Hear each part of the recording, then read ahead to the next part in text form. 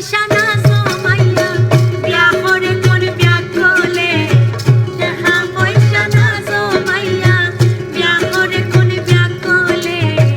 আরে কি বলিব আমি দেখছি নিজেরা করলে টাকা পয়সা না জমাইয়া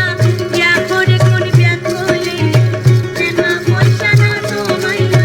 বিয়া করে কোন বিয়া করলে একটা কথা, বিয়ে করতে হলে আগে টাকা পয়সা জমান, তারপর বিয়ে করুন।